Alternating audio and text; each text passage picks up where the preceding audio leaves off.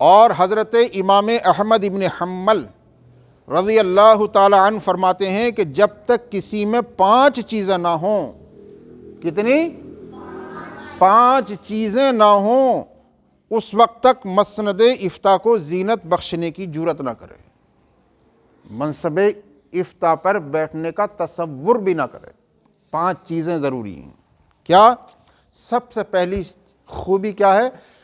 سب سے پہلی چیز کیا ہے؟ نیت صالحہ، نیت جو ہے اس کی صالح ہو، نیک ہو، صادق ہو، سمجھے آپ؟ یعنی نیت میں اس کے خلوص ہو کہ اللہ کے پیغامات کو، احکام الہیہ کو وہ خلوص کے ساتھ شریعت مطہرہ کی روشنی میں بندوں تک پہنچا رہا ہے۔ نیت صالحہ ہونی چاہیے، ایک چیز۔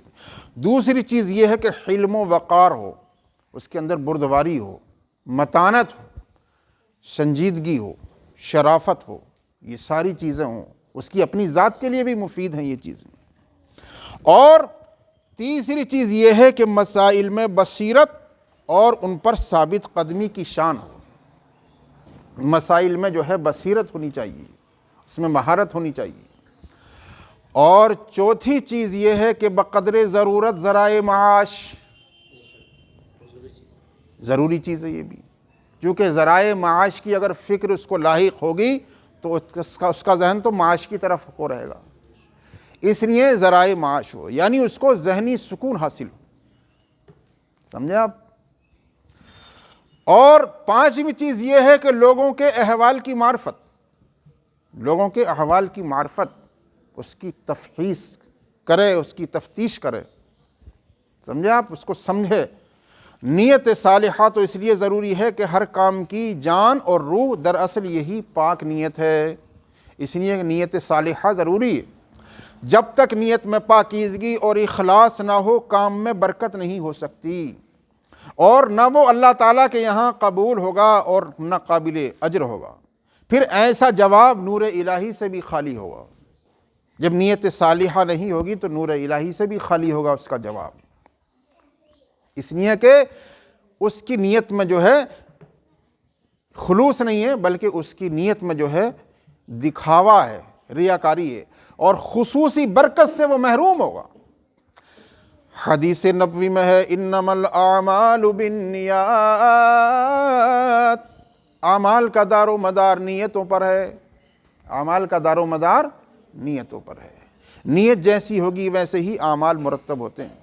حلم اور وقار اہل علم کے لیے ازبس ضروری ہے کہ اس سے خود اس کی ذات کی بھی رونق ہے اور اس کے علم و عمل کی بھی، اور مفتی کے لیے خصوصی طور پر اس لیے کہ وہ اپنے منصب پر ایک دینی شعبے کا ذمہ دار ہے اور عوام و خواص کے لیے رہنما کی حیثیت رکھتا ہے، تو علم و وقار بھی ضروری ہے، سمجھے؟ تاکہ دیکھنے والے کو لگے کہ دیکھو یہ بردباری والا، علم والا، وقار اور سنجیدگی اس کے اندر پائی جاتی ہے، یہ اللہ کا نیک بندہ ہے، سمجھے؟ اس کو دیکھے تو لگے کہ یہ اللہ کا مجاہد بندہ ہے، اور اللہ اور بندوں کے درمیان ایک واسطہ ہے، اللہ کے پیغامات کو پہنچانے کا ایک ذریعہ ہے۔ علم میں بصیرت اور اپنی بصیرت پر اعتماد اگر نہ ہوگا تو پھر وہ دوسروں کی رہنمائی کیا کر سکے گا؟ تو بصیرت ضروری ہے، اور اس بصیرت پر اعتماد ضروری ہے، اور دوسرے اس کی تجویز کردہ اور بتائی ہوئی صورت پر یقین کے ساتھ کس طرح عمل پیرا ہو سکیں گے۔ بقدر ضرورت ذرائع معاش کی قید غالباً اس لیے لگائی ہے کہ وہ عوام کی نگاہوں میں ہلکا نہ ہو جائے۔ عوام کی نگاہوں میں ہلکا سمجھیں گے لوگ اگر غریب ہوگا، ذریعہ معاش کی اس کو فکر ہوگی تو ہلکا سمجھیں گے، سمجھے؟ اور اس کا خود کا بھی ذہن منتشر ہوگا، اور کسی کو اس کی جرات نہ ہو کہ وہ مفتی کو حرص و لالچ میں ڈالنے کی بات سوچ بھی سکے۔ اسی طرح لوگوں کے احوال سے واقفیت بھی ضروری ہے، جس کی طرف اوپر بھی اشارہ گزر چکا کہ اس واقفیت کی وجہ سے وہ سوالات کو صحیح طور پر سمجھ سکے گا اور پھر صحیح طور پر جواب دے سکے گا۔